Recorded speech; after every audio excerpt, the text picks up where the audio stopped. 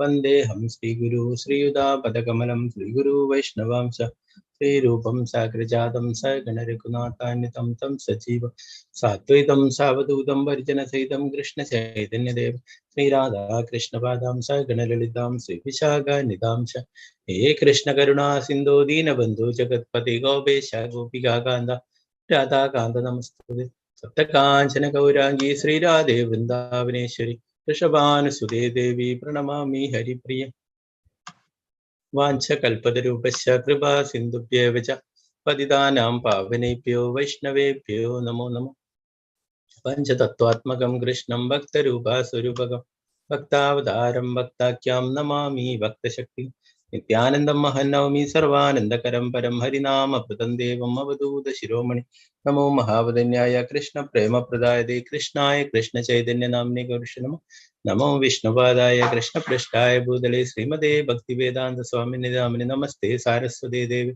गौरवाणी प्रचारिणे निर्विशेष शून्यवादी भाषात्यदेशधारिणे जय श्री कृष्ण चैतन्य प्रभु नित्यानंद श्री अद्वैत गदाधर श्रीवासादि गौर भक्त वृंद हरे कृष्णा कृष्ण कृष्ण हरे हरे हरे राम राम राम हरे हरे गुरुवे गौरीचंद्राय राधिकाय तदालय कृष्णाय कृष्ण भक्ताय तद्भक्ताय नमो नमः श्री प्रभुपाद की जय गुरु महाराज की जय जय गुरु प्रेमानंद चंद्राय श्रीमद् भागवतम की जय हरे कृष्ण प्रथम स्कंदम अध्यायम 6 श्लोकम 14 ओम नमो भगवते वासुदेवाय ओम नमो भगवते वासुदेवाय ओम नमो भगवते वासुदेवाय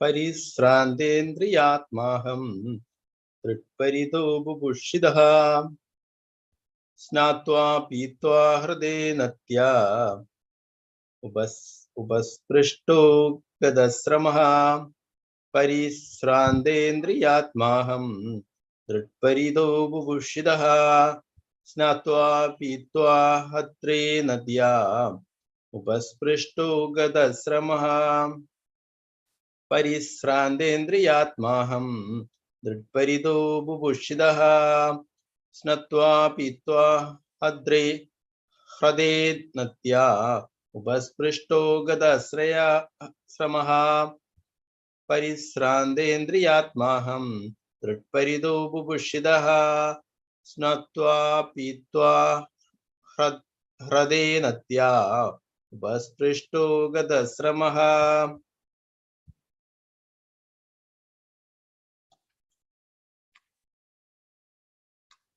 हरे कृष्ण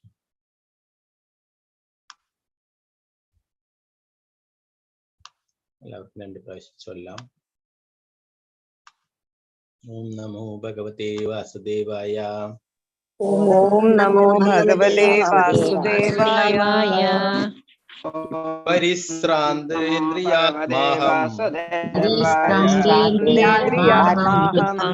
तृप्परितो बुभुषितः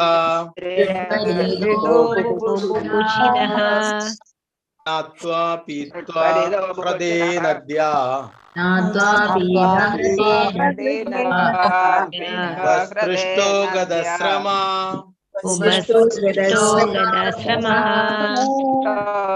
परिश्रान्तेन्द्रियात्माहं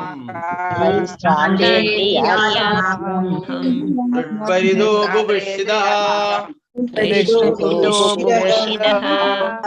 स्नात्वा पीत्वा हृदेनद्या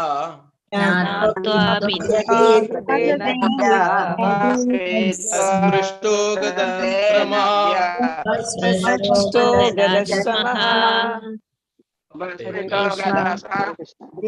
हरे कृष्ण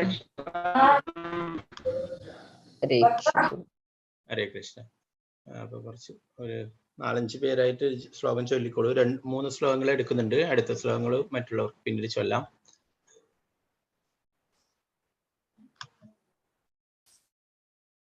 ശോഭ പ്രദീപ് മാതാജി ഹരേ കൃഷ്ണ മാതാജി ചൊല്ലിക്കോളൂ മാതാജി. ഹരേ കൃഷ്ണ.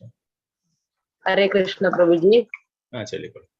ओम नमो भगवते वासुदेवाय പരിശ്രാന്തേന്ദ്രിയാത്മാഹം ദൃഢ്പരിതോ ബുഭുക്ഷിതഃ സ്നാത്വാ പീത്വാ ഹൃദേനദ്യാ ഉപസ്പൃഷ്ടോ ഗതശ്രമാ. ഹരേ കൃഷ്ണ പ്രഭുജി. ഹരേ കൃഷ്ണ. മിനി മാതാജി ഹരേ കൃഷ്ണ ചൊല്ലിക്കോളൂ. ഹരേ കൃഷ്ണ പ്രഭുജി. ചൊല്ലി. ഓം നമോ ഭഗവതേ വാസുദേവായ. പരിശ്രാന്തേന്ദ്രിയാത്മാഹം തൃപ്പരിതോ ബുഭുക്ഷിതഃ സ്നാത്വാ പീത്വാ ഹൃദേനദ്യാ ഉപസ്പൃഷ്ടോ ഗതശ്രമഃ. ഹരേ കൃഷ്ണ. ഹരേ കൃഷ്ണ. സിന്ധു മാതാജി ഹരേ കൃഷ്ണ ചൊല്ലിക്കോളൂ. ഹരേ കൃഷ്ണ പ്രഭുജി. ചൊല്ലിക്കോളൂ. ഓം നമോ ഭഗവതേ വാസുദേവായ. പരിശ്രാന്തേന്ദ്രിയാത്മാഹം തൃഷ്പരിതോ ബുഭുഷിതഃ സ്നാത്തോ പിത്തോ പ്രഹേനദ്യാ ഉപസ്പൃഷ്ടോ ഗദാശ്രമഃ. ഹരേ കൃഷ്ണ. ഹരേ കൃഷ്ണ. രാജി മാതാജി ഹരേ കൃഷ്ണ ചൊല്ലിക്കോളൂ. ഹരേ കൃഷ്ണ പ്രഭുജി. ഓം നമോ ഭഗവതേ വാസുദേവായ. പരിശ്രാന്തേന്ദ്രിയാത്മാഹം ദൃഢ്പരിതോ ബുഭുക്ഷിതഃ സ്നാത്വാ പീതഹൃദേനദ്യാ ഉപസ്പൃഷ്ടോ ഗതശ്രമഃ. ഹരേ കൃഷ്ണ പ്രഭുജി. ഹരേ കൃഷ്ണ മാതാജി ഹരേ കൃഷ്ണ. സ്വർണ്ണപ്രഭ മാതാജി ഹരേ കൃഷ്ണ മാതാജി ചൊല്ലിക്കോളൂ. ഹരേ കൃഷ്ണ പ്രഭുജി. ഓം നമോ ഭഗവതേ വാസുദേവായ. പരിശ്രാന്തേന്ദ്രിയാത്മാഹം ദൃഢ്പരിതോ ബുഭുക്ഷിതഃ സ്നാത്വാ പീത്വാ ഹൃദേനദ്യാ ഉപസ്പൃഷ്ടോ ഗതശ്രമഃ. ഹരേ കൃഷ്ണ. ഹരേ കൃഷ്ണ മാതാജി. പത്മകുമാരി മാതാജി ഹരേ കൃഷ്ണ മാതാജി ചൊല്ലിക്കോളൂ. ഹരേ കൃഷ്ണ പ്രഭുജി. ഓം നമോ ഭഗവതേ വാസുദേവായ. പരിശ്രാന്തേന്ദ്രിയാത്മാകം തൃപ്പരിതോ ബുഭുക്ഷിതഃ സ്നാത്വാ പീത്വാ ഹൃദേനദ്യാ ഉപസ്പൃഷ്ടോ ഗതശ്രമഃ. ഹരേ കൃഷ്ണ. ഹരേ കൃഷ്ണ മാതാജി. രമണി മാതാജി ഹരേ കൃഷ്ണ മാതാജി ചൊല്ലിക്കോളൂ. ഹരേ കൃഷ്ണ പ്രഭുജി. ഓം ചൊല്ലിക്കോളൂ. നമോ ഭഗവതേ വാസുദേവായ. പരിശ്രാന്തേന്ദ്രിയാത്മാഹം തൃപ്പരിതോ ബുഭുഷിതഃ സ്നാത്വാ പീത്വാ ഹൃദേനദ്യാ ഉപസൃഷ്ടോ ഗതശ്രമാ. ഹരേ കൃഷ്ണ. ഹരേ കൃഷ്ണ മാതാജി. തങ്കമണി മാതാജി ഹരേ കൃഷ്ണ മാതാജി ചൊല്ലിക്കോളൂ മാതാജി. ഹരേ കൃഷ്ണ. ഹരേ കൃഷ്ണ പ്രഭുജി. ചൊല്ലിക്കോളൂ. ഓം നമോ ഭഗവതേ വാസുദേവായ. പരിശ്രാന്തേന്ദ്രിയാത്മാഹം തൃഷ്ടപരിതോ ബുഭുക്ഷിതഃ സ്നാത്വാ പീത്വാ ഹൃദേനദ്യാ ഉപസ്പൃഷ്ടോ ഗതശ്രമഃ. ഹരേ കൃഷ്ണ. ഹരേ കൃഷ്ണ മാതാജി. മല്ലിക മാതാജി ഹരേ കൃഷ്ണ മാതാജി ചൊല്ലിക്കോളൂ മാതാജി. ഹരേ കൃഷ്ണ. ഹരേ കൃഷ്ണ പ്രഭുജി. ഹരേ കൃഷ്ണ. ഓം നമോ ഭഗവതേ വാസുദേവായ. പരിശ്രാന്തേന്ദ്രിയാത്മാഹം തൃപ്പരിതോ ബുഭുക്ഷിതഃ സ്നാത്വാ പീത്വാ ഹൃദേനദ്യാ ഉപസ്പൃഷ്ടോ ഗതശ്രമഃ. ഹരേ കൃഷ്ണ പ്രഭുജി. ഹരേ കൃഷ്ണ മാതാജി. ഹരേ കൃഷ്ണ. ഹരേ കൃഷ്ണ. ഇപ്പോ മറ്റുള്ളവരൊന്ന് കൈ താഴ്ത്തണ്ട, നമുക്ക് അടുത്ത ശ്ലോകം ചൊല്ലാം കേട്ടോ. ഹരേ കൃഷ്ണ.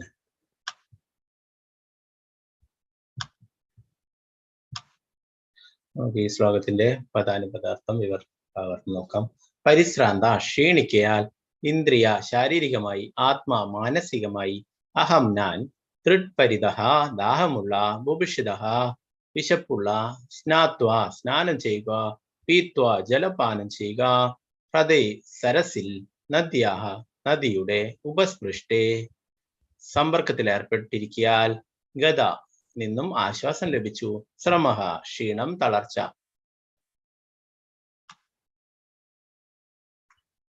വിവർത്തനം ഭാവാർത്ഥം ശ്രീല പ്രഭുപാദിക്ക് ജയ്. അങ്ങനെ സഞ്ചരിച്ചു കൊണ്ടിരിക്കുമ്പോൾ എനിക്ക് ശാരീരികവും മാനസികവുമായ തളർച്ച മാത്രമല്ല, അത്യധികം വിശപ്പും ദാഹവും അനുഭവപ്പെട്ടു. ആകയാൽ ഞാൻ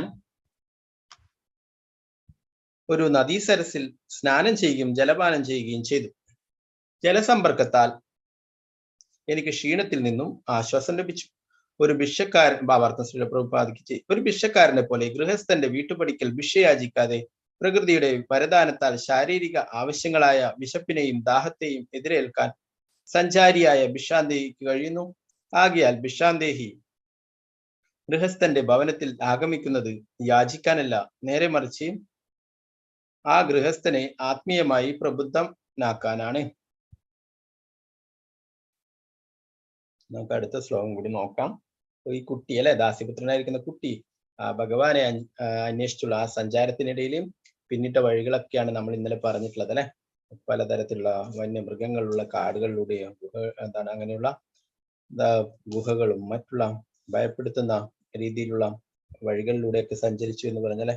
അങ്ങനെ അവസാനം ദാഹവും വിശപ്പൊക്കെ തോന്നിയിട്ട് ആ ഒരു നദിയിൽ ഇറങ്ങിയിട്ട് അവിടുത്തെ ജലം കുടിക്കുകയുണ്ടായി. അങ്ങനെ എല്ലാ ക്ഷീണവും മാറുകയുണ്ടായി എന്ന് പറഞ്ഞാൽ നമുക്ക് അടുത്ത ശ്ലോകം കൂടി നോക്കാം. 15-ാമത്തെ.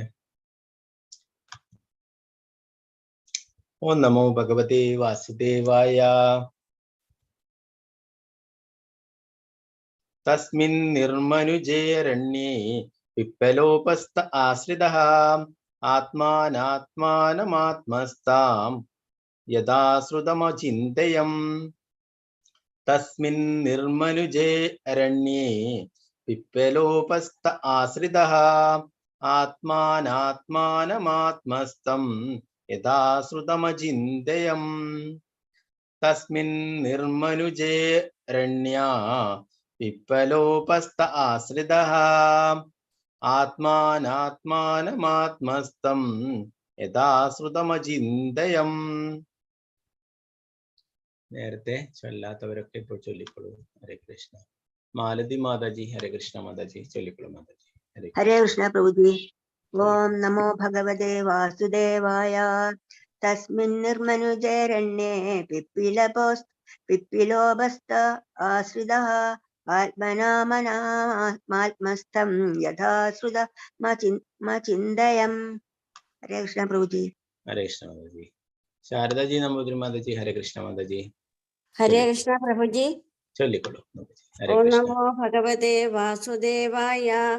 തസ്മിൻ നിർമനുജേ അരണ്യേ പിപ്പലോപസ്ഥ ആശ്രിതഃ ആത്മനാത്മാനമാത്മസ്ഥം യഥാശ്രുതമചിന്തയം. ഹരേ കൃഷ്ണ. ഹരേ കൃഷ്ണ മാതാജി. ഭാരതി അമ്മ മാതാജി. ഹരേ കൃഷ്ണ മാതാജി. ചൊല്ലിക്കൊള്ളൂ. ഹരേ കൃഷ്ണ പ്രഭുജി. ഹരേ കൃഷ്ണ. ഓം നമോ ഭഗവതേ വാസുദേവായ. തസ്മിൻ നിർമനുജേ അരണ്യേ പിപ്പലോപസ്ഥ ആശ്രിതാഃ ആത്മനാത്മാനമാത്മസ്ഥം യഥാശ്രുതമചിന്തയം. ഹരേ കൃഷ്ണ പ്രഭുജി. ഹരേ കൃഷ്ണ മാതാജി. രാമചന്ദ്ര പ്രഭു. ഹരേ കൃഷ്ണ പ്രഭു. ചൊല്ലിക്കൊള്ളൂ. ഹരേ കൃഷ്ണ. ഓം നമോ ഭഗവതേ വാസുദേവായ.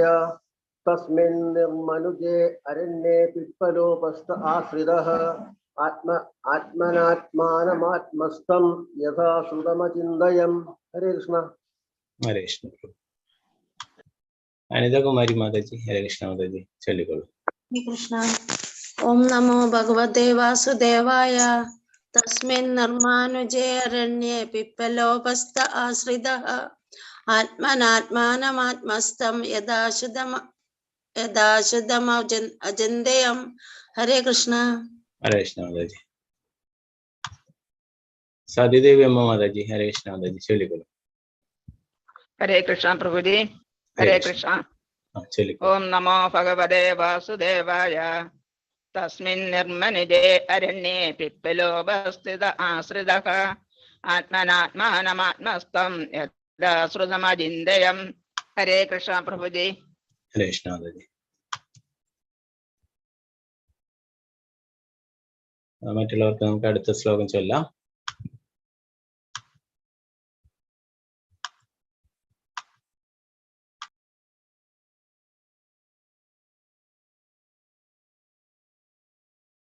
ഈ ശ്ലോകത്തിന്റെ പദാനുപദാർത്ഥം നമുക്ക് നോക്കാം. തസ്മിൻ അതിൽ, നിർമ്മനുജേ മനുഷ്യവാസമില്ലാത്ത, അരണ്യേ വനത്തിൽ, പിപ്പല ആൽവൃക്ഷം, ഉപസ്ഥേ അതിന് താഴെ ഉപവിഷ്ടനായി, ആശ്രിത അഭയം പ്രാപിക്കുക, ആത്മനഃ ബുദ്ധിയാൽ, ആത്മാനം പരമാത്മാവ്, ആത്മസ്ഥം എന്റെ അന്തരംഗത്തിൽ നിലകൊള്ളുന്നു, യഥാശ്രുതം മുക്താത്മാക്കളിൽ നിന്നും ഞാൻ ശ്രവിച്ചതുപോലെ, അചിന്തയം ചിന്തമേൽ. വിവർത്തനം ശ്രേപ്രപാദിക്ക്. അനന്തരം മനുഷ്യവാസമില്ലാത്ത ആ വനത്തിൽ ഒരു ആൽമരത്തണത്തിൽ മുക്താത്മാക്കളിൽ നിന്നും ഞാൻ അഭ്യസിച്ച പോലെ എന്റെ ബുദ്ധി സാമർത്ഥ്യത്തെ പ്രയോജനപ്പെടുത്തി അന്തർവർത്തിയായി നിവിഷ്ടനായിരിക്കുന്ന പരമാത്മാവിനെ ധ്യാനിക്കാൻ ആരംഭിച്ചു.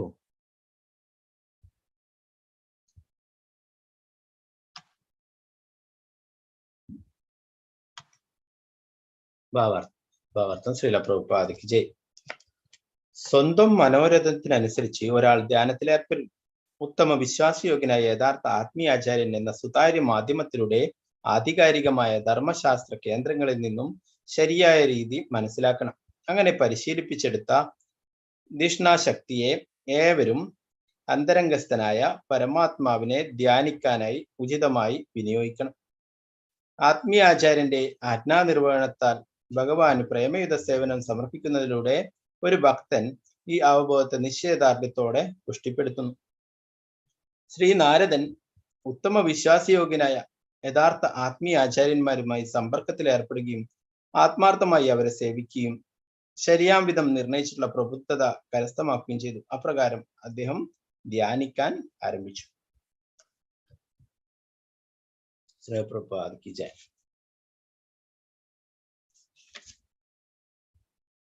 ഇതിനടുത്ത ഒരു ശ്ലോകം കൂടി നോക്കാം. 16-ാമത്തേത്.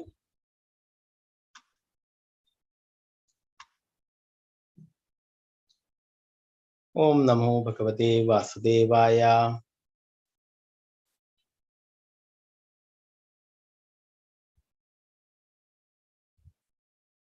ധ്യായദശരണാംഭോജം ഭാവനിർജിതചേതസാ അൽക്കൊണ്ഡ്യാശ്രുകലാശസ്യ ഹൃദ്യാസിന്മേഷനൈർഹരി.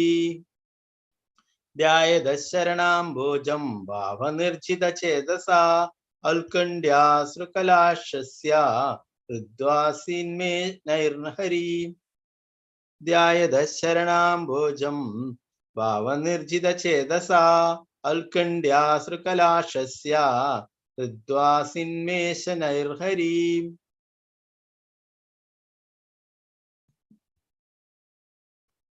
നേരത്തെ ചൊല്ലാൻ ബാക്കിയുള്ളവർ ചൊല്ലിക്കൊള്ളൂ.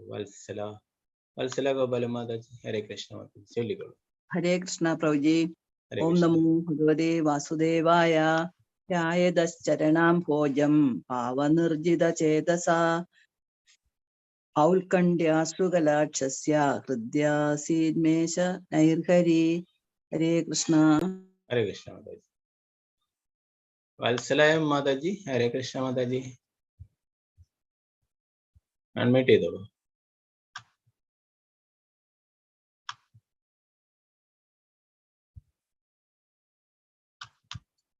ഓക്കെ, നെറ്റ്വർക്ക് എന്തോ പ്രശ്നം.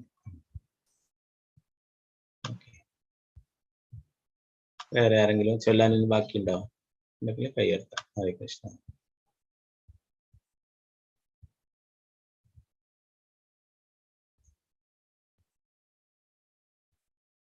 ഓക്കെ, ആരും ഇല്ലെങ്കിൽ നമുക്ക് അതിന്റെ പദാനുപദാർത്ഥം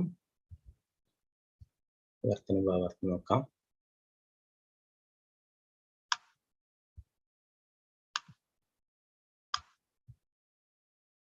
ധ്യായത അപ്രകാരം ധ്യാനിച്ചുകൊണ്ട് ശരണ അംബോജം കേന്ദ്രീകൃത പരമദിവ്യത്വ പുരുഷന്റെ പാദ അംബുജം ഭാവനിർജിത ഭഗവാന്റെ അതീന്ദ്രിയ പ്രേമത്തിൽ മനസ്സ് പരിണമിച്ചു.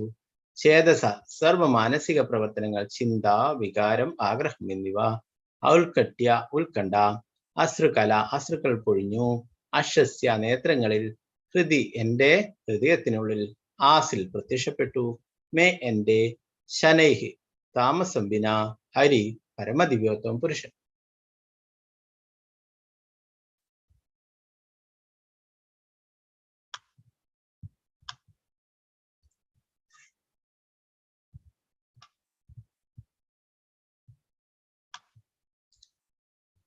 ഭാവാർത്ഥം ശ്രീ പ്രഭുപാദിക്ക് ജയ്. അതീന്ദ്രിയ പ്രേമത്താൽ പരിണമിച്ച എന്റെ മനസ്സാൽ പരമദിവ്യോത്തമ പുരുഷന്റെ പാതാരവിന്ദങ്ങളെ ധ്യാനിക്കാൻ ആരംഭിച്ചയുടൻ എന്റെ നയനങ്ങളിൽ നിന്നും അശ്രുക്കൾ ധാരധാരയായി പ്രവഹിക്കുകയും താമസം വിന പരമദിവ്യോത്തമ പുരുഷനായ ശ്രീകൃഷ്ണൻ എന്റെ ഹൃദയത്തിൽ പ്രാദുർഭവിക്കുകയും ചെയ്തു. ഭാവാർത്ഥം ശ്രീ പ്രഭുപാദിക്ക് ജയ്. ഭാവ എന്ന പദം ഇവിടെ അർത്ഥവത്താണ്. ഈ ഭാവ അവസ്ഥ പ്രാപ്തമാകുന്നത് ഭഗവാനോട് അതീന്ദ്രിയ പ്രേമം അനുഭവപ്പെട്ടതിന് ശേഷമാണ്. പ്രഥമ പ്രാരംഭാവസ്ഥയെ ശ്രദ്ധ അഥവാ പരമപുരുഷനായ ഭഗവാൻ ഹേതുവായ അഭിരുചി എന്ന് വിശേഷിപ്പിക്കുന്നു. ആ അഭിരുചിയെ പുഷ്ടിപ്പെടുത്തുന്നതിന് ശുദ്ധ ഭഗവത് ഭക്തന്മാരുമായി സംസർഗത്തിൽ ഏർപ്പെടേണ്ടതാകുന്നു. മൂന്നാമത്തെ അവസ്ഥ ഭക്തിയുത സേവനത്തിന്റെ നിർദ്ദിഷ്ട അനുശാസനങ്ങളും നിയന്ത്രണങ്ങളും പരിശീലിക്കുകയാകുന്നു. ഇത് എല്ലാവിധ ആശങ്കകളെയും ഭക്തിയുത സേവന പുരോഗതിക്കും പ്രതിബദ്ധമാകുന്ന സർവ സ്വകീയ ന്യൂനതകളെയും സമൂലം നശിപ്പിക്കുന്നു.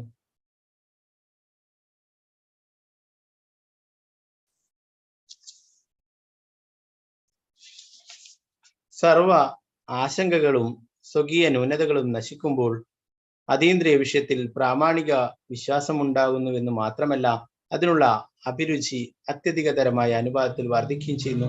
ഈ അവസ്ഥ ആകർഷണത്തിലേക്ക് നയിക്കുന്നു. അനന്തരം ഭാവ അഥവാ നിഷ്കളങ്ക ഭഗവത് പ്രേമത്തിന്റെ ആദിമാവസ്ഥ സായത്തമാകുന്നു. മുകളിൽ പ്രസ്താവിച്ച എല്ലാ വ്യത്യസ്ത അവസ്ഥകളും അതീന്ദ്രിയ പ്രേമ വികാസത്തിന്റെ വിഭിന്ന അവസ്ഥകളാവുന്നു. അപ്രകാരം അതീന്ദ്രിയ പ്രേമത്താൽ പൂരിതമാകുമ്പോൾ വിയോഗത്തിന്റെ തീഷ്ണ വികാരം അനുഭവപ്പെടുകയും അത് 8 വിധമായ വ്യത്യസ്ത പരമാനന്ദത്തിലേക്ക് നയിക്കുകയും ചെയ്യുന്നു. ഒരു ഭക്തനേത്രത്തിലെ അശ്രുക്കൾ സ്വയം പ്രേരിത പ്രതികരണമാണ്. ശ്രീ നാരദമുനി അദ്ദേഹത്തിന്റെ പൂർവ്വജന്മത്തിൽ തന്റെ ഭവനം ഉപേക്ഷിച്ച് പ്രയാണം ആരംഭിച്ച ശേഷം അതിശീഘ്രം ഈ അവസ്ഥയെ പ്രാപ്തമാക്കി. ആകയാൽ ഭൗതിക സ്പർശമേൽക്കാത്ത സംവർദ്ധിതമായ ആത്മീയ ഇന്ദ്രിയങ്ങളാൽ ഭഗവാന്റെ യഥാർത്ഥ സാന്നിധ്യത്തെ സ്പർശന വേദ്യമായി അനുഭവിക്കാനും ദർശിക്കാനും അദ്ദേഹത്തിന് പൂർണ്ണമായി സാധ്യമായിരുന്നു. ശ്രീല പ്രഭുപാദ് കി ജയ്. നാരായണം നമസ്കൃത്യ നരം ചൈവ നരോത്തമം ദേവീം സരസ്വതീം വ്യാസം തതോ ജയമുദ്രേ. അഷ്ടാപ്രായേഷു ഭദ്രേഷു നിത്യം ഭാഗവത സേവയാ ഭഗവദ്യുത്തമശ്ലോകേ ഭക്തിർഭവതി നൈഷ്ഠികി. മൂകം കരോതി വാചാലം പങ്കും ലങ്കായതേ ഗിരിം യത്കൃപാതമഹം വന്ദേ ശ്രീഗുരു ദീനധാരിണം പരമാനന്ദമാധവം ശ്രീ ചൈതന്യ ഈശ്വരം. നമോ വിഷ്ണുപാദായ കൃഷ്ണപൃഷ്ഠായ ഭൂതലേ ശ്രീമദേ ഭക്തിവേദാന്ത സ്വാമിന്നിധി നാമിനെ. നമസ്തേ സാരസ്വതേ ദേവി ഗൗരവാണി പ്രചാരിണി നിർവിശേഷ ശൂന്യവാദി പാശ്ചാത്യദേശധാരിണി. ജയ ശ്രീകൃഷ്ണ ചൈതന്യ പ്രഭു നിത്യാനന്ദ ശ്രീ അദ്വൈത ഗദാധര ശ്രീവാസാദി ഗൗരഭക്തവൃന്ദം. ഹരേ കൃഷ്ണ കൃഷ്ണ കൃഷ്ണ ഹരേ ഹരേ ഹരേ രാമ രാമ രാമ ഹരേ ഹരേ. ഗുരുവേ ഗൗരചന്ദ്രായ രാധികായ ദദാലേ കൃഷ്ണായ കൃഷ്ണഭക്തായ തദ്ഭക്തായ നമോ നമഃ. ശ്രീല പ്രഭുപാദ് കി ജയ്. ഗുരു മഹാരാജ് കി ജയ്. ഗൗരവന്ദേ ഹരി രൂപം. ഹരേ കൃഷ്ണ. നമ്മൾ ഇന്നലത്തെ ശ്ലോകങ്ങളിൽ ആ കുട്ടി സഞ്ചരിക്കുന്ന വഴികളെ കുറിച്ചൊക്കെ പറഞ്ഞു അല്ലെ. കഠിനമായിട്ടുള്ള വഴികളിലൂടെയൊക്കെ ഒറ്റയ്ക്ക് സഞ്ചരിക്കുകയുണ്ടായി അല്ലെ. ആരും കൂട്ടിനില്ലാതെ അല്ലെ, ഭയപ്പെടുത്തുന്ന തരത്തിലുള്ള വന്യമൃഗങ്ങളും മറ്റുള്ള ശിവജാലങ്ങളും ഒക്കെയുള്ള ആ കാട്ടിലൂടെയൊക്കെ ഒറ്റയ്ക്ക് സഞ്ചരിക്കുകയായിരുന്നു അല്ലെ. അതിനുശേഷം ആ കുട്ടിക്ക് അത്യധികം ദാഹവും വിശപ്പും ഒക്കെ അനുഭവപ്പെട്ടു അല്ലെ. എങ്ങനെയാണ് പോകുന്നത്? നമ്മളൊക്കെ ഇപ്പോൾ വൃന്ദാവനത്തിലോ മായാപുരമൊക്കെ പോകണ്ടെങ്കിൽ നമ്മൾ എന്താ ചെയ്യുക? ഒന്നിക്കിൽ ഫ്ലൈറ്റിന് പോകും അല്ലെ, അല്ലെങ്കിൽ ട്രെയിനിന് പോകും അല്ലെ. നടക്കേണ്ടിയൊന്നും ആവശ്യമില്ല. എന്നാലും പഴയ കാലത്ത് അങ്ങനെയല്ല അല്ലെ. ഫ്ലൈറ്റും ട്രെയിനൊന്നും ഇല്ല. എന്താ വേണ്ടേ? കാൽനടയായിട്ട് പോകണം അല്ലെ. നമുക്കിപ്പോ സാധിക്കോ? ഇല്ല. നമ്മളോട് ഇപ്പോ നിങ്ങൾക്ക് എത്ര എന്തെങ്കിലും പൈസയോ എന്തെങ്കിലും ഇത്ര ലക്ഷം തരാം, നിങ്ങളൊന്ന് നടന്നിട്ട് വൃന്ദാവനത്തിൽ പോയിട്ട് വാ, അല്ലെങ്കിൽ മായാപൂരിൽ പോയിട്ട് വാ എന്നൊക്കെ പറഞ്ഞു കഴിഞ്ഞാല് നമുക്ക് സാധിക്കോ? ഇല്ല അല്ലെ. നമുക്ക് എന്താണ് അങ്ങനെ സാധിക്കില്ല അല്ലെ. നമ്മള് ഇന്ന് എന്തെങ്കിലും ട്രെയിൻ ഇല്ലെങ്കിൽ നമ്മൾ ആ യാത്ര തന്നെ മാറ്റി വെക്കും അല്ലെ. അല്ല നടന്നിട്ടൊന്നും പോകാൻ സാധിക്കില്ല അല്ലെ. പഴയ കാലത്ത് എല്ലാവരും നടന്നിട്ടായിരുന്നു ഇങ്ങനെയുള്ള പുണ്യതീർത്ഥങ്ങളിലും എന്താണ് അങ്ങനെയുള്ള പുണ്യഭൂമിയിലൊക്കെ സഞ്ചരിച്ചിരുന്നത് അല്ലെ. അപ്പൊ അതുകൊണ്ട് തന്നെ ആ കുട്ടിക്ക് അത്യധികം വിശപ്പും ദാഹവും ഒക്കെ അനുഭവപ്പെട്ടെന്ന് പറയും. നമ്മളൊരു ട്രെയിനിൽ ഒരു 3 മണിക്കൂറുള്ള യാത്രയൊക്കെ ഉണ്ടെങ്കിൽ നമ്മൾ ട്രെയിനിൽ നിന്ന് കഴിക്കാനൊക്കെ കുറെ പ്രസാദമൊക്കെ കൊണ്ടുപോകും അല്ലെ. എന്നാൽ ഈ കുട്ടി ഒന്നും എടുക്കാതെ വെറും കൈയോടെയാണ് വീട് വിട്ടിട്ട് ഇറങ്ങിയിട്ടുണ്ടായിരുന്നത് അല്ലെ. ആ പരിശുദ്ധ ഭക്തന്മാരുടെ ഉപദേശങ്ങൾ, ആ ഭക്തി വേദാന്തികളുടെ ഉപദേശങ്ങൾ ഉൾക്കൊണ്ടിട്ട് ഭഗവാനെ അന്വേഷിച്ച് യാത്രയായിട്ടുള്ളതായിരുന്നു അല്ലെ. അങ്ങനെയാണ് ഭഗവാനെ അന്വേഷിച്ചു പോകുമ്പോൾ നമ്മൾ എല്ലാം വേറെ ഒന്നും ആഗ്രഹിക്കരുത് അല്ലെ. അതാണ് നമ്മുടെ ആചാര്യന്മാരൊക്കെ കാണിച്ചു തന്നിട്ടുള്ളത്. നമ്മുടെ പരമ്പരയുള്ള 6 ഗോസ്വാമിമാർ, രഘുനാഥ് ദാസ് ഗോസ്വാമി, അദ്ദേഹം വലിയ ജമീന്ദാരുടെ മകനാണ്. അദ്ദേഹം എന്നിട്ട് വീട്ടിൽ നിന്നും കുറെ പ്രാവശ്യം ചൈതന്യ മഹാപ്രഭുവിന്റെ ഈ പ്രസ്ഥാനത്ത് ചേരാൻ വേണ്ടി വീട് വിട്ട് ഓടിപ്പോവുകയുണ്ടായി. അദ്ദേഹത്തിന്റെ പിതാവ് ഭടന്മാരെയൊക്കെ അയച്ചിട്ട്, ജോലിക്കാരെയൊക്കെ അയച്ചിട്ട് പിടിച്ചു കൊണ്ടുവരും. അങ്ങനെ അവസാനവും വീട് വിട്ടിട്ട് പോവുകയുണ്ടായി. എന്നാൽ വീട്ടിൽ നിന്നും അദ്ദേഹത്തിന് കുറെ ഭക്ഷണ സാധനങ്ങളും മറ്റുമൊക്കെ എപ്പോഴും കൊണ്ടു കൊടുക്കുമായിരുന്നു. പിന്നീട് അദ്ദേഹം അതൊക്കെ നിരസിക്കുകയുണ്ടായി. പിന്നീട് അദ്ദേഹം ജഗന്നാഥപുരിയിൽ പോയിട്ട് ജഗന്നാഥ് ഭഗവാന്റെ പ്രസാദം അവിടുന്ന് വിതരണം ചെയ്യുന്നത്. അത് കഴിക്കാനായിട്ട് ഇങ്ങനെ കാത്തു നിൽക്കുമായിരുന്നു. കുറെ കഴിഞ്ഞപ്പോൾ അദ്ദേഹത്തിന് നിന്ന് തോന്നി, ഞാൻ എല്ലാറ്റിനോടും വിരക്തി എന്ന് പറഞ്ഞിട്ട് ഞാൻ വെറും ഈ ഇങ്ങനെ പ്രസാദം എനിക്ക് എപ്പോൾ കിട്ടുമെന്ന് വിചാരിച്ചിട്ട് ഞാനിങ്ങനെ പാത്രം എടുത്തിട്ട് പ്രതീക്ഷിച്ച് നിൽക്കരുത് അല്ലെ, യാതൊരു ആഗ്രഹവും ഇല്ലാതെയാണെന്ന് വിചാരിച്ചിട്ട് ആ പ്രസാദം പോലും അതുപോലും ആഗ്രഹിക്കാതിരിക്കുകയുണ്ടായി. പിന്നീട് അദ്ദേഹത്തെ കാണാതായി. അങ്ങനെ മഹാപ്രഭു അന്വേഷിച്ചപ്പോൾ അദ്ദേഹം ജഗന്നാഥപുരി ക്ഷേത്രത്തിലെ ആ പ്രസാദം വെച്ചതിന്റെ പാത്രമൊക്കെ കഴുകിയിട്ട് അതിൽ പറ്റി പിടിച്ചിരിക്കുന്ന അവശിഷ്ടങ്ങളൊക്കെ ഉണ്ടാവും അല്ലെ, പ്രസാദ അവശിഷ്ടങ്ങൾ, അതൊക്കെ എടുത്ത് കളയുന്ന അവിടെ പോയിട്ട് ആ പാത്രങ്ങളൊക്കെ കഴുകുന്ന അവിടെ പോയിട്ട് ആ പാത്രത്തിൽ നിന്ന് കളഞ്ഞിട്ടുള്ള ആ ബാക്കി ഭാഗം അവശിഷ്ടങ്ങളൊക്കെ എടുത്ത് കഴിക്കുകയായിരുന്നു. അപ്പൊ അങ്ങനെ ചൈതന്യ മഹാപ്രഭു തന്നെ അത് പിടിച്ച് എടുത്തിട്ട് ചൈതന്യ മഹാപ്രഭു കഴിക്കാനായിട്ട് നോക്കിയിട്ടുണ്ടായി. അപ്പോൾ അങ്ങ് കഴിക്കരുത് എന്ന് പറഞ്ഞിട്ട് അത് രഘുനാഥ് ദാസ് ഗോസ്വാമി തന്നെ പിടിച്ചു വാങ്ങിയിട്ടുണ്ട്. അപ്പൊ എന്താണ്, രഘുനാഥ് ഗോസ്വാമി കഴിക്കുകയാണെങ്കിൽ എനിക്കും കഴിക്കാം എന്ന് ചൈതന്യ മഹാപ്രഭു പറയുന്നുണ്ട്. അപ്പൊ പ്രസാദം അത്രയും അതീന്ദ്രിയമാണ് അല്ലെ, അത് നിലത്ത് വീണതായാലും ഒക്കെ ഏതവസ്ഥയിലുള്ള പ്രസാദം അത്രയും അതീന്ദ്രിയമാണ്. അങ്ങനെ കഴിക്കേണ്ടായി. അപ്പൊ അങ്ങനെ അത്രയും പോലും ഒരു പ്രസാദത്തിനോട് പോലും അങ്ങനെ ആഗ്രഹമില്ലാത്ത രീതിയിൽ എന്താണ് അതുപോലെ നമ്മളൊരു ആഗ്രഹം വെച്ച് പുറത്തുന്നതാണ്. ഭഗവാനെ കൂടാതെ നമ്മുടെ മനസ്സിൽ വേറൊരു ആഗ്രഹം അല്ലെ, പ്രസാദം ഇപ്പൊ കിട്ടും അതെന്താ പൂജാരി വരാത്തത് എന്നൊക്കെ.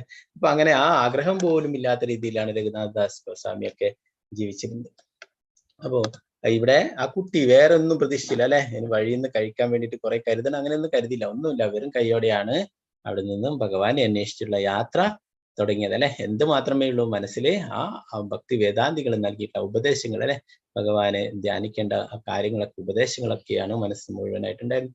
അപ്പൊ അങ്ങനെ നദിയുടെ അടുത്തെത്തും, ആ നദിയിൽ നിന്നും വെള്ളം കുടിക്കുകയും അങ്ങനെ അദ്ദേഹത്തിന്റെ എന്താണ് മുഖമൊക്കെ കഴുകി അങ്ങനെ ക്ഷീണവും വിശപ്പും ഒക്കെ മാറുകയുണ്ടായി.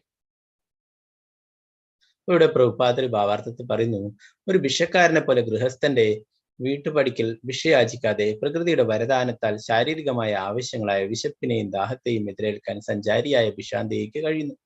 ആകയാൽ ഭിക്ഷാന്തേഹി ഗൃഹസ്ഥന്റെ ഭവനത്തിൽ ആഗമിക്കുന്നത് യാചിക്കാനല്ല, നേരെ മറിച്ച് ഒരു ഗൃഹസ്ഥനെ ആത്മീയമായി പ്രബുദ്ധനാക്കാനാണ്.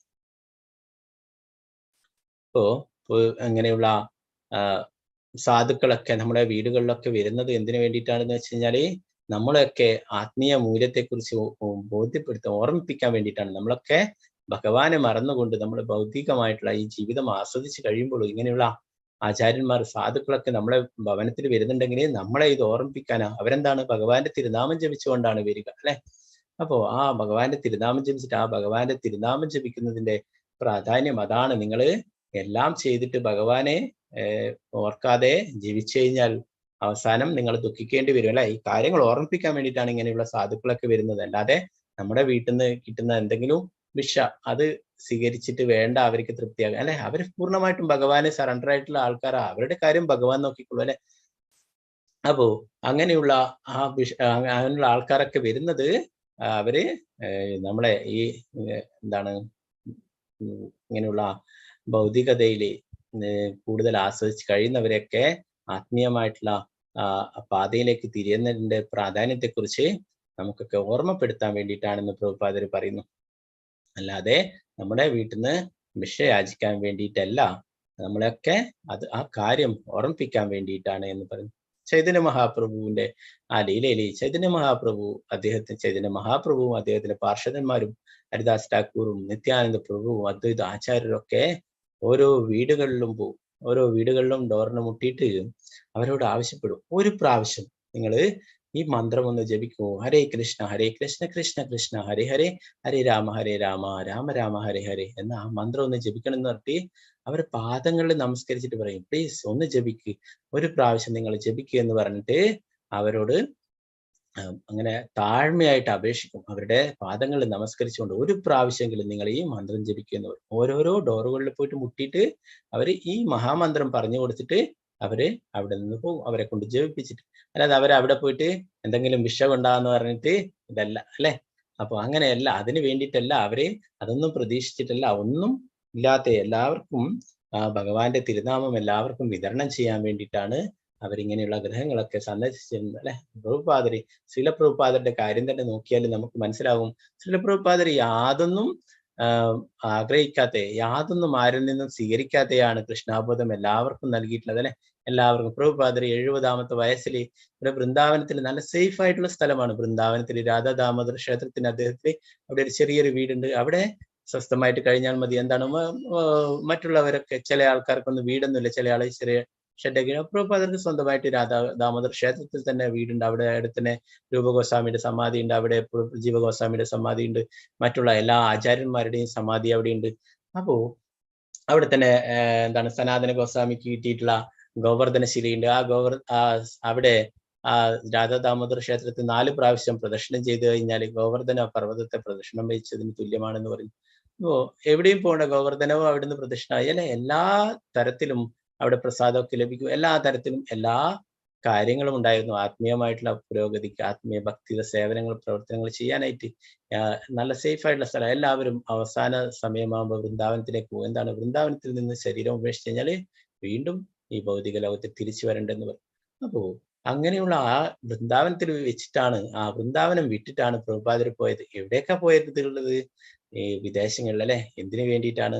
ആ ഗുരുവിന്റെ നിർദ്ദേശങ്ങൾ നടപ്പിലാക്കാനായിട്ട്, എല്ലാവരിലും കൃഷ്ണാബോധം എത്തിക്കാനായിട്ട് അല്ലെ, ഭഗവാന്റെ സന്ദേശങ്ങൾ വിദേശ രാജ്യങ്ങളിലൊക്കെ പ്രചരിപ്പിക്കാനായിട്ട് തന്റെ ഗുരു നൽകിയിട്ടുള്ള ആജ്ഞകള് പാലിക്കാനായിട്ടാണ് അദ്ദേഹം ആ വൃന്ദാവനം വിട്ടുപോയിട്ടുള്ളത്. അല്ലാതെ അവിടെ എന്താണ് സ്വന്തം കാര്യം നോക്കിയിട്ട് അവിടെ കഴിയുകയല്ല ചെയ്തത് അല്ലെ. സ്വാർത്ഥനായിട്ടല്ല അവിടെ കഴിഞ്ഞിട്ടുള്ളത്.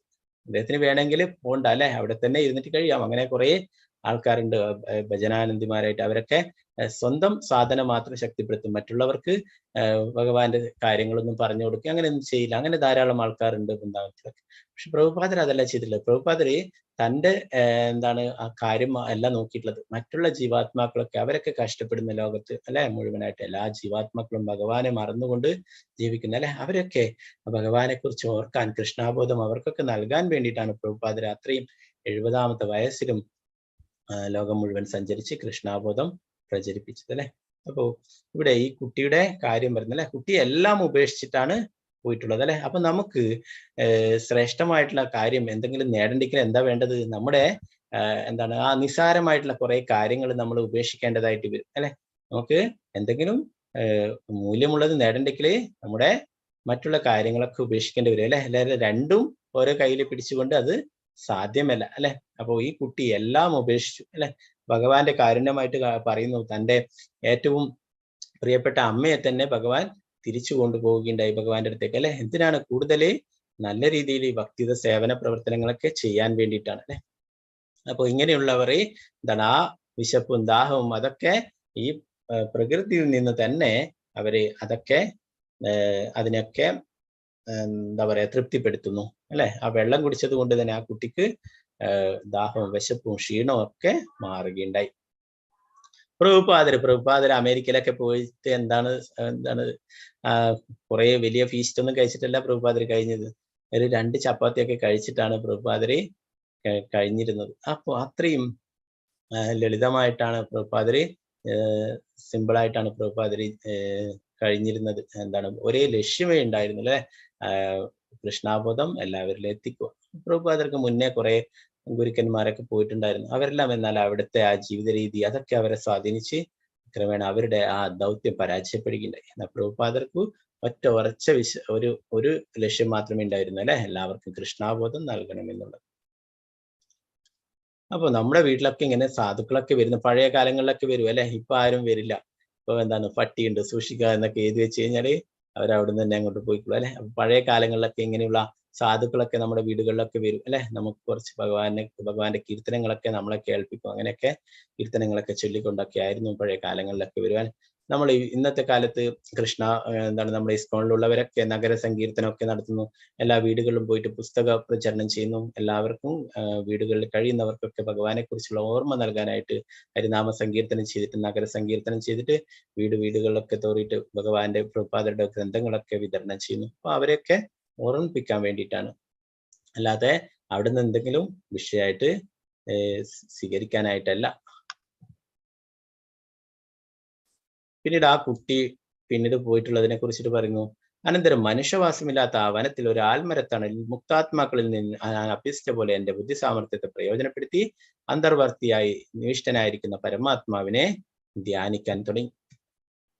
ആ കുട്ടി ആ ഭക്തി വേദാന്തികളിൽ നിന്നും ഉപദേശങ്ങൾ ലഭിച്ചിട്ടുണ്ടായിരുന്നു അല്ലെ, ഭഗവാനെ എങ്ങനെ ലഭിക്കും എന്നതിനെ കുറിച്ചിട്ട് അല്ലെ, അതിനുള്ള ആ വഴികളെ കുറിച്ചിട്ടൊക്കെ പറഞ്ഞു കൊടുത്തിട്ടുണ്ട്. അതുപ്രകാരം ആ കുട്ടി അവിടെ വനത്തിൽ പോയിട്ട് ഒരു ആൽമരത്തിന്റെ കീഴിലായിട്ട് ഇരുന്നിട്ട് പരമാത്മാവിനെ ധ്യാനിക്കാൻ തുടങ്ങി അല്ലെ.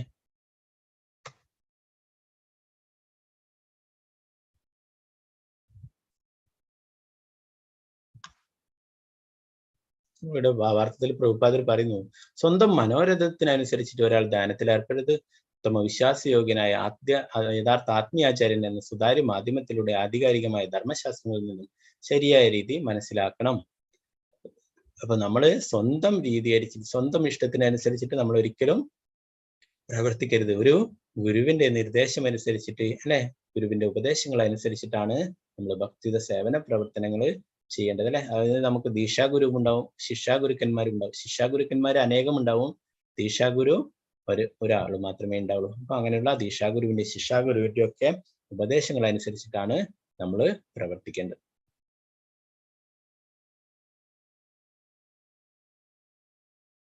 ഇവിടെ നാരദൻ ഉത്തമ വിശ്വാസയോഗ്യനായ യഥാർത്ഥ ആത്മീയാചാര്യന്മാരിൽ സമ്പർക്കത്തിൽ ഏർപ്പെടുകയും ആത്മാർത്ഥമായി അവരെ സേവിക്കുകയും ശരിയാവിധം നിർണയിച്ചിട്ടുള്ള പ്രബുദ്ധത കരസ്ഥമാക്കുകയും അപ്രകാരം അദ്ദേഹം ധ്യാനിക്കാൻ ആരംഭിച്ചു. ഈ കുട്ടിക്ക് ശരിയായ സ്രോതസ്സിൽ നിന്നാണ് ജ്ഞാനം ലഭിച്ചിട്ടുള്ളത് അല്ലെ. അവരൊക്കെ ഭക്തി വേദാന്തികളാണ്, ഭഗവാന്റെ പരിശുദ്ധ ഭക്തന്മാരാണ്. അതുകൊണ്ട് തന്നെ അവരിൽ നിന്നും ശരിയായ ജ്ഞാനം ലഭിക്കുകയുണ്ടായി.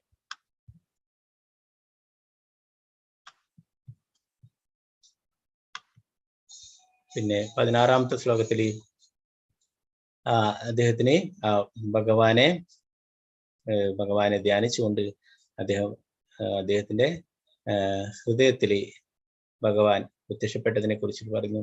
അതീന്ദ്രിയ പ്രേമത്തിൽ പരിണമിച്ച എന്റെ മനസ്സാൽ പരമദിവ്യത്വം പുരുഷന്റെ പാതാരവിന്ദങ്ങളെ ധ്യാനിക്കാൻ ആരംഭിച്ചുടൻ എന്റെ നയനങ്ങളിൽ നിന്നും അശ്രുക്കൾ ധാരധാരയായി പ്രവഹിക്കുകയും താമസമിന പരമദിവ്യത്വം പുരുഷനായ ശ്രീകൃഷ്ണൻ എന്റെ ഹൃദയാത്മത്തിൽ പ്രാദുർഭവിക്കുകയും ചെയ്തു. പ്രഭുപാദർ പറയുന്നു, ഭാവ എന്ന പദം ഇവിടെ അർത്ഥവത്താണ്. ഈ ഭാവ അവസ്ഥ പ്രാപ്തമാക്കുന്നത് ഭഗവാനോട് അതീന്ദ്രിയ പ്രേമം അനുഭവപ്പെട്ടതിന് ശേഷമാണ്. പ്രഥമ പ്രാരംഭമായ അവസ്ഥയെ ശ്രദ്ധ അഥവാ പരമപുരുഷനായ ഭഗവാൻ ഹേതുവായ അഭിരുചി എന്ന് വിശേഷിപ്പിക്കുന്നു. ഈ അഭിരുചിയെ പുഷ്ടിപ്പെടുത്തുന്നതിന് ശുദ്ധ ഭഗവത് ഭക്തരുമായ സംസർഗത്തിൽ ഏർപ്പെടേണ്ടതാകുന്നു. മൂന്നാമത്തെ അവസ്ഥ ഭക്തി സേവനത്തിൽ നിർദ്ദിഷ്ട അനുശാസനങ്ങളും നിയന്ത്രണങ്ങളും പരിശീലിക്കുകയാണ്. ഇത് എല്ലാവിധ ആശങ്കകളെയും ഭക്തി സേവന പുരോഗതിക്ക് പ്രതിബന്ധമാകുന്ന സർവ്വ സ്വകീയ ന്യൂനതകളെയും നമ്മൾ നശിപ്പിക്കുന്നു. അപ്പോൾ ഇതിനെ കുറിച്ചിട്ട് ഈ ഭാവ സ്റ്റേജിനെ കുറിച്ചിട്ടൊക്കെ നമ്മൾ ചെറിയ രീതിയിൽ ഭഗവത്ഗീത ക്ലാസ്സിലൊക്കെ ചർച്ച ചെയ്തിട്ടുണ്ടായിരുന്നു അല്ലെ. 9 സ്റ്റേജാ ഉള്ളത്, 9 അവസ്ഥകളാണ് ഉള്ളത് നമ്മൾ ഭക്തിത സേവനത്തില് മുന്നേറുമ്പോൾ ഉള്ളത്. അതിനെ കുറിച്ചിട്ട് ഇവിടെ ചൈതന്യ ചരിതാമൃതത്തിൽ പറയുന്നുണ്ട്. ആദോ ശ്രദ്ധ തഥാ സാധു സംഗോ തഥാ ഭജനക്രിയ തതോ അനർത്ഥ നിവൃത്തി സാധ്യ തതോ നിഷ്ഠാരുചിസ്തഥാ അദാസക്തിസ്തതോ ഭാവസ്തഥാ പ്രേമ വിദജ്ജതി സാധകാനാം അയം പ്രേംണ പ്രാദുർഭാവേ ഭവേത് ക്രമ. ആദോ ആരംഭത്തിൽ ശ്രദ്ധ, ദൃഢവിശ്വാസം. ആദ്യം വേണ്ടത് ശ്രദ്ധയാണ്, ദൃഢവിശ്വാസം. അല്ലെങ്കിൽ ഭൗതിക കാര്യങ്ങളിൽ താല്പര്യമില്ലായ്മയും ആധ്യാത്മിക കാര്യങ്ങളിൽ താല്പര്യവും. തഥാ അതിനുശേഷം സാധുസംഘ, പരിശുദ്ധ ഭക്തന്മാരുമായുള്ള സംഘം. ആദ്യം ശ്രദ്ധ, ദൃഢവിശ്വാസം അല്ലെ. രണ്ടാമതായിട്ട് സാധുസംഘ, പരിശുദ്ധ ഭക്തന്മാരുമായുള്ള സംഘം. അതാ പിന്നീട് ഭജനക്രിയ, ഭക്തിത സേവനം. ആധ്യാത്മിക ഗുരുവിൽ നിന്നും ശരണാഗതിയും ഭക്തസംഘത്താൽ പ്രോത്സാഹിപ്പിക്കപ്പെടുകയും ചെയ്യുക, ദീക്ഷാസ്വീകരണം നടക്കുന്നത്. തഥാ അനന്തരം അനർത്ഥ നിവൃത്തി, എല്ലാ അനാവശ്യ ശീലങ്ങളുടെയും നിർമാർജനം. അനർത്ഥ നിവൃത്തി എന്ന് പറയുന്നത് അല്ലെ, നമ്മുടെ ഉള്ളിലൊക്കെ കാമ, ക്രോധ, ലോഭ, മോഹ, മത മത്സരങ്ങൾ അല്ലെ. നമ്മള് കഴിഞ്ഞ ബലറാം പൂർണിമക്ക് നമ്മൾ പറഞ്ഞു അല്ലെ, നമ്മുടെ ഉള്ളിൽ ഇങ്ങനെയുള്ള 6 അനർത്ഥങ്ങളൊക്കെ ഉണ്ട് അല്ലെ. അതൊക്കെ പോയാലാണ് ഭഗവാൻ നമ്മുടെ ഹൃദയത്തിൽ വന്നിരിക്കുക അല്ലെ. അപ്പൊ അനർത്ഥ നിവൃത്തി. പിന്നീട് അത് കഴിഞ്ഞിട്ടാകുമ്പം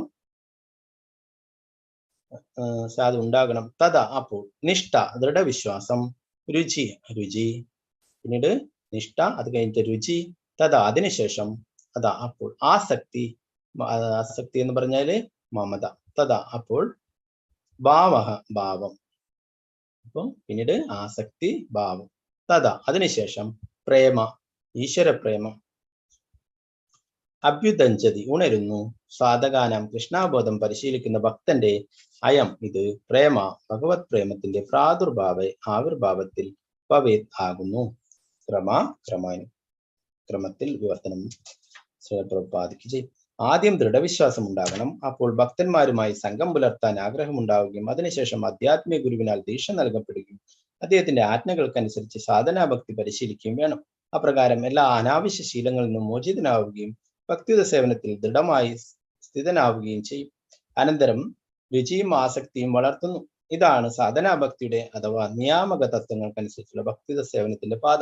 ക്രമേണ ഭാവം തീവ്രമാവുകയും ഒടുവിൽ പ്രേമം ഉണരുകയും ചെയ്യും. കൃഷ്ണാബോധത്തിൽ താല്പര്യമുള്ള ഭക്തന്റെ ഭഗവത് പ്രേമത്തിലേക്കുള്ള ക്രമാനുഗതമായ പുരോഗതി ഇങ്ങനെയാണ്. അപ്പൊ ഇങ്ങനെയുള്ള 9 സ്റ്റേജുകൾ ഉണ്ട് എന്ന് പറയുന്നു അല്ലെ.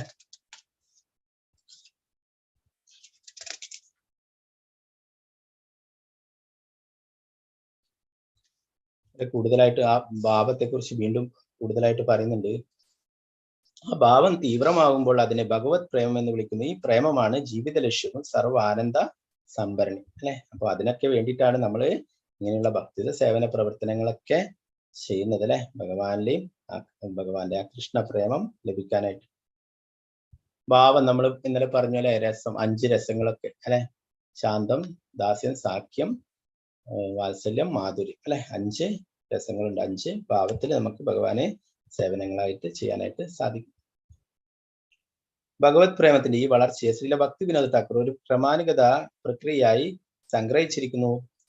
ഭാഗ്യാതിരികത്താൽ ഒരാൾ ഭക്തി സേവനത്തിൽ തൽപരനാകുന്നു. തൽഫലമായി അയാൾ ഭൗതിക കളങ്കങ്ങളില്ലാത്ത പരിശുദ്ധ ഭക്തിത സേവനത്തിൽ താല്പര്യമുള്ളവനായി തീരുന്നു. ആ ഘട്ടത്തിൽ അയാൾ ഭക്തന്മാരുമായുള്ള സംഘം ഇച്ഛിക്കുന്നു. ഈ സംസർഗത്തിന്റെ ഫലമായി അയാൾ ഭക്തിത സേവനത്തിന്റെ നിർവഹണത്തിലും ശ്രവണ കീർത്തനങ്ങളിലും അത്യധികം താല്പര്യമുള്ളവനായി തീരുന്നു. ശ്രവണ കീർത്തനങ്ങളിൽ കൂടുതൽ തൽപരനാകും തോറും ഭൗതിക മാലിന്യങ്ങളിൽ നിന്നും മുക്തനാകുന്നു. ഭൗതിക മാലിന്യങ്ങളിൽ നിന്നും ഉള്ള മോചനത്തെ അനർത്ഥ നിവൃത്തി എന്ന് പറയുന്നു. ഭക്തിത സേവനത്തിലെ പുരോഗതിയുടെ പരീക്ഷ ഇതാണ്. അപ്പൊ അനർത്ഥ നിവൃത്തി എന്ന് പറയുന്നത് ഒരു വലിയ പ്രോസസ്സാണ്. നമ്മൾ അതിനു വേണ്ടിയിട്ടാണ് ഭഗവാന്റെ തിരുനാമം കൂടുതലായിട്ട് ജപിക്കാനായിട്ട് പറ്റും. നമ്മൾ എത്രമാത്രം ഭഗവാന്റെ തിരുനാമം ജപിക്കുന്നുണ്ടോ അത്രമാത്രം നമ്മുടെ ഉള്ളിലുള്ള കാമക്രോധ ലോഭ മോഹ മത മത്സരങ്ങളൊക്കെ ഇല്ലാതാവും അല്ലെ. അപ്പൊ അനർത്ഥ നിവൃത്തി എന്ന് പറയുന്നത് കുറച്ച് വലിയ പ്രോസസ്. അതുകൊണ്ടാണ് ചില ആൾക്കാരൊക്കെ പറയും, ഞാൻ കുറെ കാലമായി ജപിക്കാൻ തുടങ്ങിയിട്ട് കുറെ എല്ലാം ഭക്തിത സേവനങ്ങളൊക്കെ ചെയ്യുന്നുണ്ട്, എന്നാൽ എൻ്റെ ഉള്ളിൽ നിന്ന് ദേഷ്യം പോകുന്നില്ല, അങ്ങനെയാണ് ഇങ്ങനെയാണ് എന്നൊക്കെ പറയും അല്ലെ. അപ്പൊ അത് കുറെ എത്രയോ ജന്മങ്ങളായിട്ടുള്ള മാലിന്യങ്ങളൊക്കെ നമ്മുടെ ഹൃദയത്തിലുണ്ട് അല്ലെ. അത് നമ്മൾ ഭഗവാന്റെ തിരുനാമം നിരന്തരം ജപിക്കുമ്പോഴേ അതൊക്കെ പതുക്കെ പതുക്കെ ഇല്ലാതായി തീരും. ഭക്തിത സേവനത്തിലെ പുരോഗതിയുടെ പരീക്ഷ ഇതാണ്. യഥാർത്ഥത്തിൽ ഭക്തിപരമായ മനോഭാവം വികസിപ്പിക്കുന്ന ഒരുവൻ നിർബന്ധമായും അവിഹിത ലൈംഗികം, ലഹരി, ചൂതാട്ടം, മാംസഭോജനം എന്നിവയിൽ നിന്നും മുക്തനാകും അല്ലെ. നമ്മൾ ഭക്തിയിൽ ഉയരണ്ടിക്കല് നമ്മൾ 4 കാര്യങ്ങൾ, 4 യമ നിയമങ്ങൾ എന്ന് പറയുന്നത് അല്ലെ, നമ്മൾ അനുസരിക്കണം എന്ന് പറയുന്നത് അല്ലെ. ഇവയാണ് പ്രാഥമിക ലക്ഷണങ്ങൾ. ശ്രീമദ് ഭാഗവത്തിൽ അതിനെക്കുറിച്ച് വിശദീകരിക്കുന്ന പരീക്ഷത്ത് മഹാരാജാവ് പറയുന്ന കലി വസിക്കുന്ന 4 സ്ഥലങ്ങളാണ് ഇവ എന്ന് പറയുന്നുണ്ട്. എല്ലാ മാലിന്യങ്ങളിൽ നിന്നും മോചിതനാകുമ്പോൾ ഭക്തി സേവനത്തിൽ ദൃഢവിശ്വാസം ഉണരുന്നു. ആ ദൃഢവിശ്വാസം വികസിക്കുമ്പോൾ അഭിരുചി ഉണ്ടാവുകയും ആ അഭിരുചിയാൽ ഭക്തിയുത സേവനത്തിൽ ആസക്തി ഉണ്ടാവുകയും ചെയ്യുന്നു. ഈ ആസക്തി തീക്ഷ്ണമാകുമ്പോൾ കൃഷ്ണപ്രേമത്തിന്റെ ബീജം കായ്ക്കുന്നു. ഈ അവസ്ഥയെ പ്രീതി, രതി അല്ലെങ്കിൽ ഭാവം എന്ന് വിളിക്കുന്നു. രതി ഗാഠമാകുമ്പോൾ അതിനെ ഭഗവത് പ്രേമം എന്ന് വിളിക്കുന്നു. ഈ ഭഗവത് പ്രേമം ജീവിതത്തിന്റെ അത്യുന്നത പരിപൂർണതയും എല്ലാ ആനന്ദങ്ങളുടെയും സംഭരണിയുമാണ്. ഇപ്രകാരം ഭക്തിപരമായ ജീവിതം 2 ഘട്ടങ്ങളായി വിഭജിച്ചിട്ടുണ്ട്.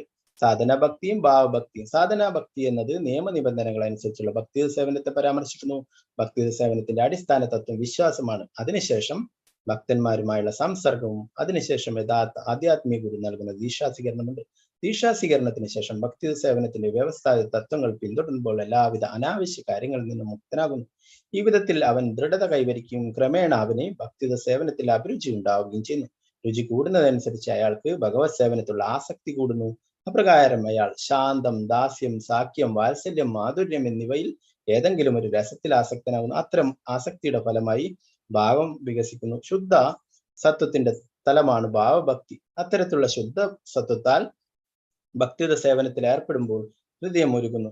ഭഗവത്ഭക്തി എന്നത് ഭഗവത് പ്രേമത്തിന്റെ പ്രഥമ ബീജമാണ്. ശുദ്ധഭക്തി ആർജിക്കുന്നതിന് മുമ്പ് വൈകാരിക തലമുണ്ട്. ഈ വൈകാരിക തലം തീഷ്ണമാകുമ്പോൾ അതിനെ അതീന്ദ്രിയ പ്രേമഭക്തി എന്ന് വിളിക്കുന്നു. ഭക്തിരസാമൃതസിന്ധുവുള്ള ഈ ക്രമാനുഗ പ്രക്രിയ ഇവിടെ വിശദമായിട്ട് വിവരിക്കുന്നു എന്ന് പറയുന്നു. ഇപ്പോ രൂപഗോസ്വാമിയുടെ ഭക്തിരസാമൃത സിന്ധു അല്ലെ, ചൈതന്യ മഹാപ്രഭു രൂപഗോസ്വാമിക്ക് നൽകിയിട്ടുള്ള ഉപദേശങ്ങളാണ് ആ ഭക്തി രസാമൃത സിന്ധു എന്ന ഗ്രന്ഥം അല്ലെ. നെക്ടർ ഓഫ് ഡിവോഷൻ എന്ന പേരിൽ ഇംഗ്ലീഷിലുണ്ട്. അപ്പോ ചൈതന്യ മഹാപ്രഭു പറയുന്നു ആ ഭക്തിയെ കുറിച്ച് പറയുക എന്ന് പറഞ്ഞു കഴിഞ്ഞാല് അത് അത്രയും വലിയ മഹത്തായിട്ടുള്ളതാണെന്നല്ല, വലിയൊരു സമുദ്രം പോലെയാണെന്ന് പറയും. അതിലൊരു തുള്ളി ഞാൻ നിനക്ക് മനസ്സിലാക്കാനായിട്ട് തരാമെന്ന് പറയുന്നു. അങ്ങനെയാണ് ഒരു ബിന്ദുവാണ് രൂപഗോസ്വാമിക്ക് കൊടുക്കുന്നത്. എന്നാല് അത് അത്രയും വലിയ ഒരു സമുദ്രം പോലെ തന്നെ അത്രയും മഹത്തരമായിട്ടുള്ളതാണ് അല്ലെ. അതാണ് ആ രൂപഗോസ്വാമിയുടെ ഭക്തി രസാമൃത സിന്ധുവിലുള്ളത്. അപ്പൊ അതിനെ കുറിച്ചിട്ടാണ് ഇവിടെ വിവരിച്ചിട്ടുള്ളത്. അപ്പോൾ പടിപടിയായിട്ട് ആദ്യം നമുക്ക് വേണ്ടത് വിശ്വാസമാണെന്ന് പറയുന്നത് അല്ലെ. വിശ്വാസം അതാണ് വളരെ പ്രധാനപ്പെട്ടിട്ടുള്ളത്. ഞാനൊക്കെ ഇപ്പോൾ ആദ്യത്തെ ആ സ്റ്റേജിലുള്ളത് വിശ്വാസം അല്ലെ. അപ്പോൾ നിങ്ങളൊക്കെ കുറെ ഉയർന്ന ഭക്തന്മാരൊക്കെ ഉണ്ട്. അപ്പൊ നമുക്ക് ആദ്യം വേണ്ടത് ഭഗവാനിലും നമ്മുടെ ആത്മീയ ആചാര്യന്മാരിലൊക്കെ പരിപൂർണമായിട്ടുള്ള വിശ്വാസം അല്ലെ. ഭഗവാൻ നമ്മളെ ഏത് സാഹചര്യത്തിൽ നമ്മളെ രക്ഷിക്കുമെന്നുള്ള ആ ഒരു ഉറച്ച വിശ്വാസം അല്ലെ. അല്ലാതെ നമ്മള് എല്ലാരെയും ഭഗവാൻ ഒരു സൈഡിൽ നിന്നോട്ടെ, നമുക്ക് മറ്റുള്ള ഒരിടത്തും എല്ലാം പോകുന്നില്ല, ദേവീദേവന്മാരെ എല്ലാവരെയും ആരാധിക്കും അല്ലെ. അതിന്റെ കൂട്ടത്തില് ഭഗവാൻ അതല്ല, ഭഗവാൻ പരമദിവ്യത്വ പുരുഷനാണെന്ന് എല്ലാ ശാസ്ത്രങ്ങളും പറയുന്നു അല്ലെ. ബ്രഹ്മാവും എല്ലാ ദേവീദേവന്മാരും എല്ലാവരും ആ ഭഗവാനെ സ്തുതിക്കുന്നു, വാഴ്ത്തുന്നു. അപ്പൊ അങ്ങനെയുള്ള ആ ഭഗവാനിൽ നമുക്ക് പൂർണ്ണമായിട്ടുള്ള വിശ്വാസം വേണം അല്ലെ. അപ്പൊ ഈ കുട്ടിക്ക് എന്താണ് ആ ശുദ്ധ ഭക്തന്മാരുമായിട്ടുള്ള സംഘം കൊണ്ട്, അസോസിയേഷൻ കൊണ്ട് ആ കുട്ടിക്ക് ശരിയായ ജ്ഞാനം ലഭിക്കുകയുണ്ടായി അല്ലെ. അതിനെ കുറിച്ചിട്ട് ആ സാധു സംഘത്തെ കുറിച്ചിട്ട് ഇവിടെ പറയുന്നു. സത്സംഗത്തെ കുറിച്ചിട്ട് ഇവിടെ ശ്രീമദ് ഭാഗവതത്തിൽ ഒരു ശ്ലോകം അടുത്തതായിട്ട് ഇവിടെ പറയുന്നുണ്ട്. 3:25-25 ആ ശ്ലോകം.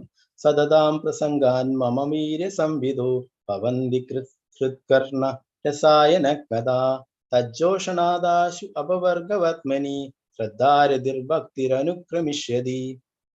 ആത്മീയ വീര്യം നിറഞ്ഞ ഭഗവത് സന്ദേശം ഭക്തസംഘത്തിൽ മാത്രമേ യഥാവിധി ചർച്ച ചെയ്യാൻ കഴിയുള്ളൂ. ആ സംഘത്തിൽ അത് ശ്രവിക്കുന്നത് വളരെ കർണാനന്ദകരമാണ്. ഭക്തന്മാരിൽ നിന്നും ശ്രവണം ചെയ്യുമ്പോൾ അതീന്ദ്രിയ അനുഭവത്തിനുള്ള മാർഗം പെട്ടെന്ന് തുറക്കപ്പെടുകയും ക്രമാനുഗതമായി ദൃഢവിശ്വാസം നേടുകയും ആ വിശ്വാസം കാലക്രമേണ രതിയിലേക്കും ഭക്തിയിലേക്കും ഭക്തിയിലേക്കും പുരോഗമിക്കുകയും ചെയ്യും. അപ്പോൾ ഇവിടെ ആ കുട്ടിക്ക് ശുദ്ധ ഭക്തന്മാരുടെ അല്ലെ, ആ ഭക്തി വേദാന്തികളുടെ സംഘം ലഭിച്ചു അല്ലെ. അതുകൊണ്ട് തന്നെ ആ കുട്ടിക്ക് യഥാർത്ഥമായിട്ടുള്ള വഴി മനസ്സിലാവുകയും അങ്ങനെ പരമാത്മാവായിരിക്കുന്ന ഭഗവാനെ ധ്യാനിക്കുകയും ചെയ്തല്ലേ. നമ്മൾ ഇനി അടുത്ത് വരുന്ന ശ്ലോകങ്ങളിലൊക്കെ നമ്മൾ പഠിക്കും. ആ ദർശനം, ഭഗവാന്റെ ആ ദർശനം ലഭിക്കുന്ന കുട്ടിക്ക് വീണ്ടും കുറച്ച് കഴിഞ്ഞിട്ട് വീണ്ടും അതിനെ പരിശ്രമിക്കും. അപ്പോൾ ഭഗവാൻ പറയും, ഇനി ഈ ജന്മത്തില് നിനക്ക് എന്റെ ദർശനം ലഭിക്കില്ല എന്ന് പറയുകയും ചെയ്യുന്നുണ്ട്. അപ്പോൾ നമ്മൾ ഇനി വരുന്ന ശ്ലോകങ്ങളിലൊക്കെ പഠിക്കും. അപ്പൊ അങ്ങനെയുള്ള നമ്മുടെ ഗുരുക്കന്മാരുടെയൊക്കെ നിർദ്ദേശങ്ങൾ അനുസരിച്ചിട്ട് നമ്മൾ ഭക്തിത സേവന പ്രവർത്തനങ്ങൾ ചെയ്യണമെന്ന് പ്രഭുപാദൻ നമുക്ക് പറഞ്ഞു തരുന്നു അല്ലെ. അതാണ് യഥാർത്ഥമായിട്ടുള്ള ശരിയായിട്ടുള്ള വഴി അല്ലെ. അങ്ങനെയാണ് നമുക്ക് പടിപടിയായിട്ട് ഭക്തി സേവനത്തിൽ ഉയരാനായിട്ട് സാധിക്കുക അല്ലെ. അല്ലാതെ ഒറ്റയടിക്ക് ഞാൻ ഇന്നലെ രാത്രി ഭഗവാനെ കണ്ടു, ഭഗവാൻ സംസാരിച്ചു അല്ലെ, അതൊക്കെ നമ്മുടെ ഒരു തോന്നലാണ് അല്ലെ. പ്രഭുപാദര് ക്ലാസ് എടുത്തുകൊണ്ടിരിക്കുമ്പോൾ ഒരാൾ പറഞ്ഞു, ഞാൻ ഭഗവാനെ കണ്ടു, ഞാൻ എൻ്റെ മുന്നിലൊരു ലൈറ്റ് ഇങ്ങനെ വന്നു എന്നൊക്കെ പറഞ്ഞു. പ്രഭുപാദര് പറഞ്ഞു, അത് നല്ലോണോ നീ ജപിച്ചാൽ മതി, അന്നേരം ലൈറ്റൊക്കെ തനിയെ പോയിക്കോളൂ എന്ന് പറയുകയുണ്ടായി. അപ്പോ എന്താണ് നമ്മള് ഇതുപോലെ ഘട്ടം ഘട്ടമായിട്ട് ഭക്തിത സേവന പ്രവർത്തനങ്ങൾ നല്ല വിശ്വാസത്തോടെ കൂടി ചെയ്യണം അല്ലെ. അപ്പൊ നമ്മുടെ ഉള്ളിലുള്ള ആ അനർത്ഥങ്ങളൊക്കെ പോവുകയാണ്.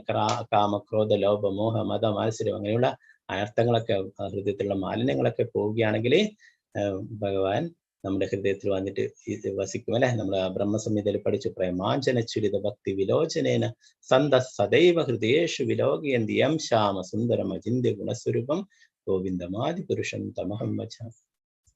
നമ്മുടെ പ്രേമത്തിന്റെ അഞ്ജനം എഴുതി കണ്ണുകൾ കൊണ്ടല്ലേ നമ്മൾ പ്രേമഭക്തിയോടെ ഭഗവാനെ സദാ ആരാധിക്കുമ്പോൾ ഭഗവാൻ അല്ലെ നമ്മുടെ ഹൃദയത്തിൽ ശ്യാമസുന്ദര രൂപത്തിൽ നമ്മുടെ ഹൃദയത്തിൽ വസിക്കുന്നു. ഭക്തന്മാരുടെ ഹൃദയത്തിൽ ഭഗവാൻ ശ്യാമസുന്ദര രൂപത്തിൽ വസിക്കുന്നു എന്ന് ബ്രഹ്മസംഹിതയിൽ ബ്രഹ്മ പറയുന്നത്. നമ്മുടെ ഹൃദയത്തിലുള്ള ആ മാലിന്യങ്ങളൊക്കെ ഇല്ലാതാകണം. അതിനു വേണ്ടിയിട്ടാണ് നമ്മൾ ഭഗവാന്റെ തിരുനാമം കൂടുതൽ കൂടുതൽ ജപിക്കുന്നത്, അല്ലെ, ഭക്തി സേവന പ്രവർത്തനങ്ങളൊക്കെ ചെയ്യുന്നത്. ഹരേ കൃഷ്ണ കൃഷ്ണ കൃഷ്ണ ഹരേ ഹരേ, ഹരേ രാമ രാമ രാമ ഹരേ ഹരേ. പ്രഭുപാദ് की जय, गुरु महाराज की जय, तागर परमानंद ഗ്രന്ഥരായ ശ്രീമദ് ഭാഗവതം की जय. ഹരേ കൃഷ്ണ. പിന്നെ അടുത്ത ഭാഗങ്ങളിൽ എന്തെങ്കിലും സംശയങ്ങൾ ഉണ്ടെങ്കിൽ കൈ ഉയർത്താം.